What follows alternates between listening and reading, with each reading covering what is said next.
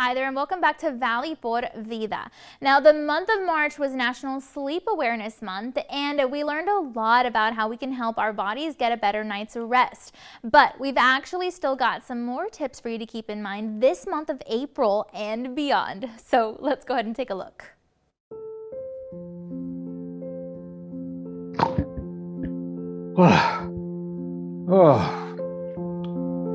I almost slept through Sleep Awareness Month. Oh, man. Let me tell you, I'm a light sleeper, like a lot of people are. And so there are three things that I pay attention to that you can do pretty easily as well. The first one that's really important is noise. So chronic, even low-level noise is a real problem. And actually, noise is the second leading cause of premature death, and that's a long sleep. So you don't want to go there. So, try and make sure that you're in a nice quiet room. And I know that often you can't. So what I do is I get myself a good pair of noise canceling headphones. Doesn't matter which brand, as long as they're rated high in the reviews. And these really help. I can tell you, I highly recommend it. You don't have to wear them all night, just enough to get yourself to sleep. The next thing that's really important is the air quality in your room. The air quality in your room starts with your mattress. A lot of mattresses are either old and moldy or new and toxic. So you want to have a look at the consumer reports and make sure that your mattress is a nice, healthy mattress made with healthy materials. And you also want to have good air filtration and make sure to get yourself a really good air filter. The bad ones will make life worse because they get clogged and they pollute your room. So those are really easy things that everyone can do. And finally, I highly recommend, like I said, a really good but brief snooze every day. Switching gears a little, but staying on the topic of sleep, Dr. Tara Linsell, psychotherapist and brain health expert, actually has 5 great foods that you should keep in your stomach to help you with drowsiness and improve your overall sleep quality. And she says they'll help you sleep more naturally too. Number 1, collagen protein is really important because it has amino acids that break down things in your body to create serotonin as well as melatonin, which of course helps you sleep.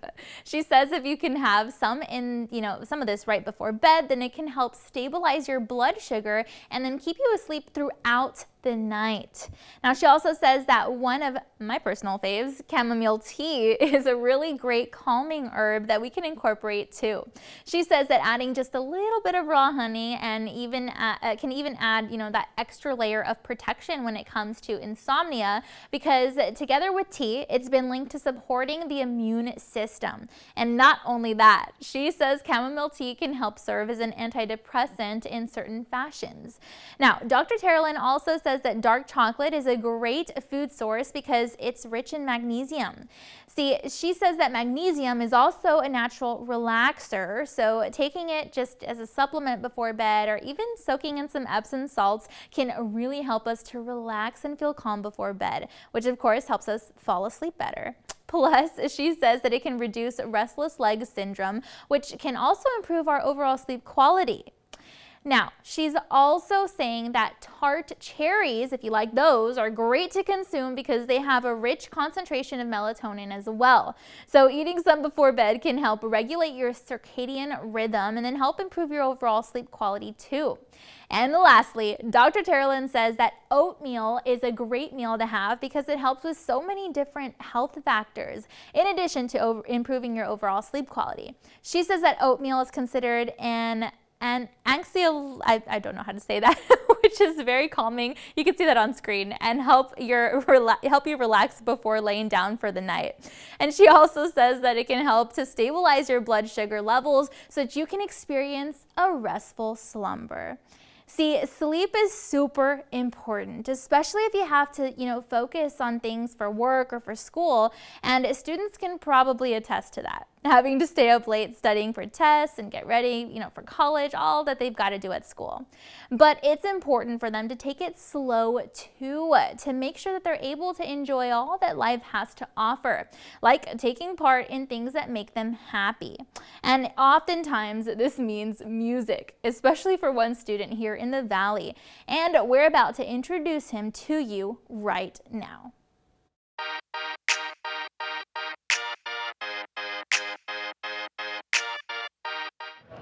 I feel like it all started in 8th grade. I took a guitar class, and from then on I kind of just grew. I've always been wanting to be an educator or a composer, and from now on I'm just trying to do everything I can to reach that goal. I feel like it's just something I've always wanted to do, and it just like having a good teacher and having everything at my reach, it kind of just ignited that, and I just started playing. For a while I didn't, but then it just ignited again with a good teacher and good classmates, good environment. It just kind of happened.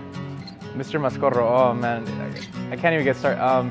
He's the best. He's literally the best teacher you could ever have. He's in charge of the flamenco class at San Benito High School. It's the best because he's in charge, of course. He's taught us everything we know, and we wouldn't be as good without him. It's hard to say where I'd be without him as my teacher. He is everything you could ask for. He's giving, he's respectful, responsible. I could go on and on. He's just taught us everything. There's a lot of technicalities when it comes to guitar, whether it's rhythm, plucking. There's a bunch, and he's so good because he has had years of experience in Monterrey, Mexico, as performing, having his own group, having the opportunity to play at several places around the world, and then teaching here in San Benito High School. He's just taught us everything, like being able to read sheet music, being able to pluck with our fingers, exercises, strumming, being able to learn songs, like compose. So I can go on and on. Seriously, it's a lot, and you couldn't find that anywhere else. You can't find that anywhere else. Everything he does is for his students, and you can really tell in his attitude and the way he carries himself. Every time, a lot of the instruments we had at first were school-owned, and he has no problem giving us to lend it to us to go practice after school. Sometimes maybe when he wants to go home and rest, like all the teachers, he stays after school and he helps us because he really enjoys what he does and he cares for the students that he teaches.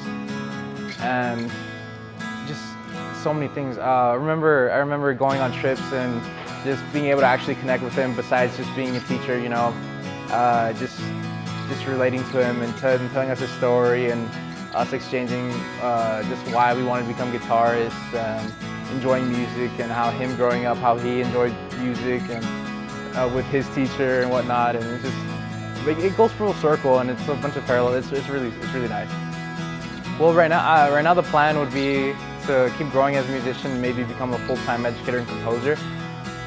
To reach that, I would love to keep gigging with my friends. They're the best pals I could probably ask for to play with. They're very talented as well.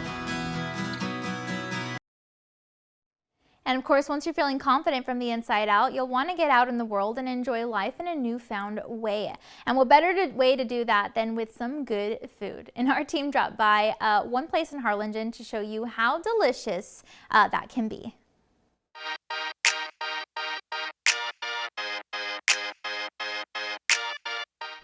We just do cocktails a little different than I guess everywhere else in town. Would probably be the attention to detail when it comes to making a cocktail, making sure every ingredient is balanced and not overshadowing other flavors. Me and my team did finish culinary school. We all went through the whole 2 years, graduated, and this is our passion. I can confidently say that this is what I want to do for the rest of my life. I like putting my all into a dish and seeing the person's reaction whenever they first see it.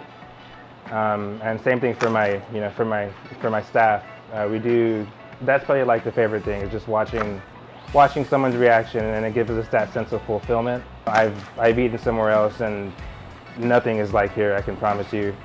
We do try and do stuff out of the ordinary and just shop local, eat local. All right, that's all our time for now. Thanks again so much for joining us today, and be sure to tune in again next time because we'll have a lot more in store for you.